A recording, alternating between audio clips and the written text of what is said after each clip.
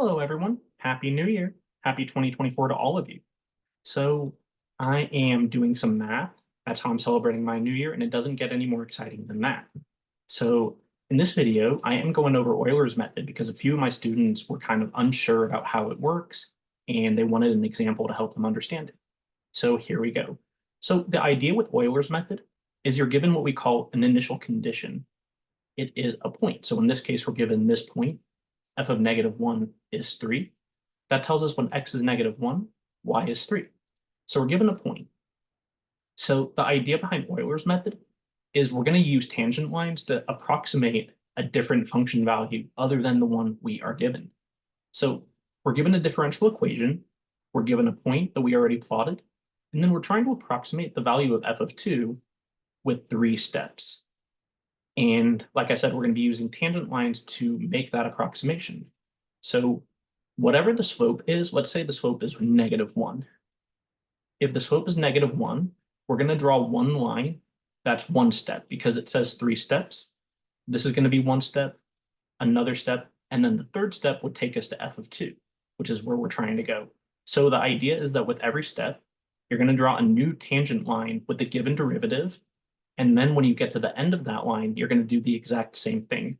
So for example, if you plug in 0 and you get a derivative of, let's say, -1/2, that slope is going to look like that. That line has a slope of -1/2.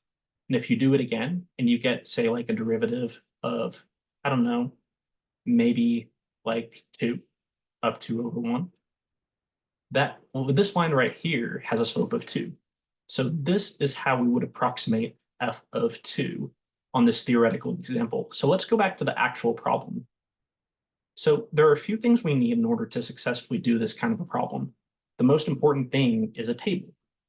The table is going to give us all the values we need to execute this problem. So for our table, we need a column for x values, column for y values, and a column for the derivative at a point. And you'll see why this is useful in just a minute. So we're going to take our first point we're given. We know that when x is -1, y is 3. So x is -1, y is 3. That's our first point. Now let's find the derivative at that point. So our derivative is right here, x minus y minus 2. So x is -1 minus y, which is 3, minus 2. So let's calculate the derivative. So -1 minus 3 is -4. -4 minus 2 is -6. So we have our first derivative. And what that tells us is that the line we draw at that point is going to have a derivative of -6. It's going to have a slope of -6. And that is going to look something like this. It's going to be down 6 over 1. So that's what our first line is going to look like. But we're not going to focus a whole lot on drawing lines. We're going to focus on getting the values. So next thing we want to do is we need to decide what our next x value is going to be. So we know what our steps are going to be. We need 3 steps. So if we divide our total interval from -1 to 2 by 3, we know every step is going to need to have a length of 1. So our next x value is going to be 0. And then the one after that's going to be 1, and then it'll be 2. And f of 2 is ultimately the thing we're trying to get. It's the thing we're trying to approximate using Euler's method. So the tricky thing about this next part is figuring out what y should be so that it lies on the line that we had before. We need to figure out what y would have to be for that point to lie on this line at x is equal to 0. So the way we do that is we use the derivative. So the derivative is -6. And we know the derivative is change in y over change in x. So for that reason, I'm going to write it as -6 over 1. So our change in x we can tell is 1. So if our change in x is 1, then our change in y would have to be -6. So -6 is the change in y. 1 is the change in x. So that means for every 1 unit we go up on the x-axis, we're going to go down 6 on the y-axis. So we're already at 3. 3 minus 6 is -3. So our next point is going to be 0, -3. And then from there, we want to find the derivative once again at this new point.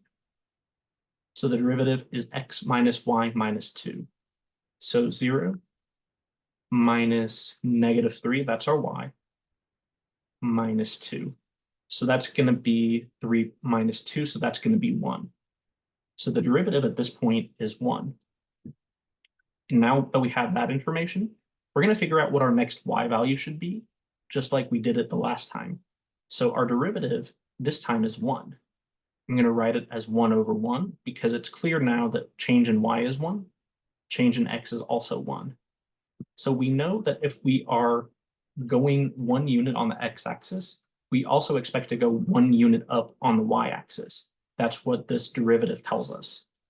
So x goes up by 1, and then y is also going to go up by 1. So -3 is going to increase to -2. And you get the picture by now. Let's take that derivative again at our new point. So the derivative is x, this time it's 1, minus y is -2, minus 2. So the derivative at this point, the rate of change, is going to be 3 minus 2, so this is going to be 1. And we're very, very close to getting the answer. Now what we want to do is we want to find the y-coordinate of the next point using the line we approximate using this derivative of 1. So it's going to be the same derivative as last time. Change in y is 1. Change in x is also 1. So we know that for an x increase of 1, y is also going to increase by 1. So -2 increased by 1 gets us to -1. So that's how we approximate f of 2 using Euler's method. This point right here, this part of the graph tells us that f of 2, it's not exactly 1. It is approximately, or sorry, I meant to say -1. It's not exactly -1. It's approximately -1 because this is not an exact value. Euler's method gives us approximations, just like Newton's method. So the thing is, the more steps you take, the closer you get to the actual solution. So it's kind of like a Riemann sum. Remember when we're taking an integral, we start off with these really big rectangles. The idea is that the more rectangles you have, the smaller they get, and the closer you are to the actual area. So a similar thing applies to this situation as well. So the more steps you have, the closer this approximation is going to be to your actual solution to the differential equation. So the smaller these lines get, the more detailed your solution be, and we call this a solution curve because it's based on the slope field from a separable or a non-separable differential equation. So for example, a slope field might look like this. And with the slope field to look at, it's pretty clear what a good solution curve might be. But in order to narrow down your general solution to a particular solution, you are going to need what we call an IVP, an initial value problem. And that tells us the value for C that's needed to go from a family of functions, which includes this function and this function and this function, and narrow it down to a single function. So we don't want a family of functions, we want just one single function. So remember the theory behind that is integrating something. This is just an example. This is a separable differential equation. So if we integrate both sides, we get natural log of y plus c equals x squared plus another c, c1 and c2. So c is really ambiguous. We can combine them without any consequences because it's already arbitrary. It's an arbitrary constant. We don't know what it is. So we can write this as natural log of y is x squared plus c. So the next step to solve for y, to get the general solution, would be to take e to the power of both sides of the equation. So e to the natural log of y is just y.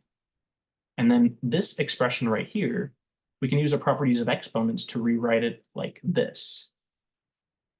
And this is useful because, well, if c is a constant, then e to the c power for sure is also going to be a constant as well. So we can actually just name this whole thing c. It's a constant itself. So we can rewrite it like this. So this is your particular solution. This is your general solution. Depending on what value you get for C, your function could be this one, or this one, or this one. There are infinitely many functions that follow the slope field, that follow the direction field. And in order to narrow it down to just one single function, we need to find C. So that's where the IVP comes in, the initial value problem. For example, it might tell you that y of 0, they might tell you that y of 1 is 0, for example. So this is how you would figure out a value for C. So this tells you when x is 1, y is 0. So let's plug everything into our general solution equation. So y is 0. C times e to the x squared. That's c times e to the 1 squared. So this is going to be 0 equals c times just e. So we know if we do some manipulation, we can easily figure out that c is going to also be 0. So that means our particular solution is going to be one that goes through the origin. So that's how we go from a general solution to a particular solution. So I just wanted to give a quick rundown on Euler's method and general solutions and particular solutions to differential equations. Hope you found this useful, guys. Happy New Year, and I'll see you in the next video. Bye.